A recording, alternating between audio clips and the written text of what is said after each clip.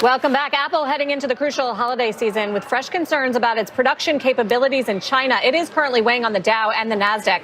Our Eunice Yoon joins us now from Beijing tonight with a look at the increasing tensions at Foxconn's iPhone plant. Eunice, what is happening there? Thanks so much, Sarah. Well, most of China's iPhone city, or Zhengzhou in central China, is in lockdown tonight until Tuesday. This is after violent protests erupted at Foxconn's main iPhone facility there, which is responsible for 70% of global iPhone output, including iPhone 14 models. Now, the company, Foxconn, has apologized for what it described as a technical error in worker pay, which at least in part triggered those protests. Foxconn is now offering $1,400 or so for any recruits that want to depart the facilities. Apple has sent in staff and said that it's working with Foxconn to try to meet some of the employees' demands. Now, the turmoil raises questions if Foxconn is going to be able to meet its internal end-of-month deadline to get that facility up and running. Sarah?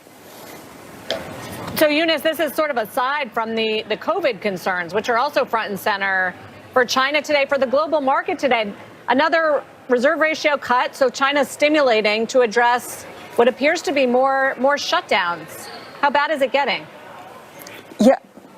Yeah, that's right. So in theory, that's going to inject about $70 billion into the economy, which would be a good thing. The problem is that it doesn't address all the uncertainty around these lockdowns. You mentioned the supply chain. In addition to the problems that we're seeing at Foxconn in Guangzhou, which is a huge export hub, they have been denying that there's going to be a citywide shutdown, or even what the authorities there described as a silent period, which is a slowing down. However, tonight, one of the key districts announced that it is suspending all public transport and is ordering all residents to stay at home. So since in the past, especially around the Shanghai lockdown earlier this year, city officials had denied vehemently that there was going to be a lockdown, and then there was a lockdown. There isn't a whole lot of faith that the residents have in some of these announcements by city officials.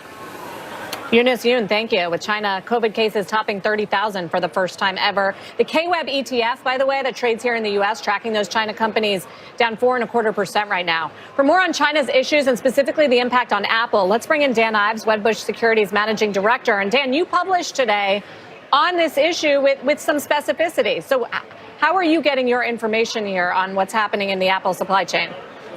Yeah, I mean, based on, going into today, I mean, we thought it was about 5% cut to iPhone units, maybe shortages 5-10%. What we saw at stores today across retailers, it's about 25 to 30% below typical for Apple within Apple stores. And I think you're seeing those wait times continue to increase. Look, this is not good news. I mean, clearly going into holiday season at the most important time, it's been a body blow to Apple from a supply chain perspective. And, right now, this has really been potentially a straw that broke the camel's back for Apple in terms of China, but right now they can only watch. So Apple has managed pretty well throughout the supply chain crisis that came out from COVID, right? And there have been questions before about China and Apple, and it manages to overcome those. Are you saying that something's different this time? Well, I think this time is different. I think even within the walls of Cupertino, because it's the most important time for holiday season. They had the 90 million units. Demand continues to be oversupply.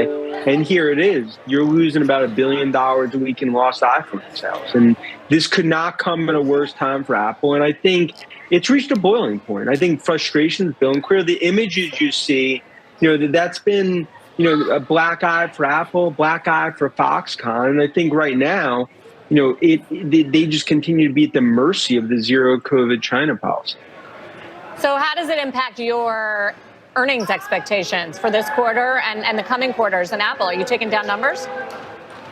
Yeah, so right now, iPhone units have come down, if you look across the street, about 4 or 5%. Maybe on the low end, best case, 3%. That probably, could potential to increase if we see these shutdowns continue. I think right now we're going into early to mid-January for a lot of wait times. Now, look, I think from the street perspective, demand continues to be firm. That's the important thing, in terms of what we see here, despite the economic storm clouds. But the supply chain, the clock struck midnight. Frustration's built. You see it in the stock. And this is really, at the time where Apple has been able to be almost Teflon-like, finally you're seeing cracks in the armor in China because of what we see in Foxconn. But you're not changing your price target or anything. You've got a strong buy, right? 200 long time? Yeah, 200 continues to be our top pick. Sarah, my view is that this is more supply-driven rather than demand-driven. It continues to be our view going into 2023, along with services. And I think Apple and Cook will get through this. But clearly, it's a defining time, a moment of truth for Cook to really navigate what's probably one of the biggest challenges they've seen in China from a supply chain perspective. And remind us how dependent Apple is on China. They've been making moves to diversify the supply chain away, but clearly can't happen fast enough. Yeah, I mean, look, they could talk the talk. Realistically, it's the hearts and lungs of Apple. And in the best case scenario, if they wanted to diversify, they could probably get 5 to 7% of iPhone production out into other countries by the end of 2023, maybe 2024. So right now, I mean, their really hands are tied. That continues to be, they dove into the deep end of the pool in China. It's been their success, but now it's come back to haunt them. What about AirPods? A lot of sales on AirPods at Black Friday, I guess, which also reflects that people want them. But does it impact products other than the iPhone? Well, in terms of the production, not as much. I mean, AirPods, we think production's actually been pretty firm in terms of what got into stores, especially for holiday season. I think that's actually trending above expectations, what we see there, especially on AirPods Pro.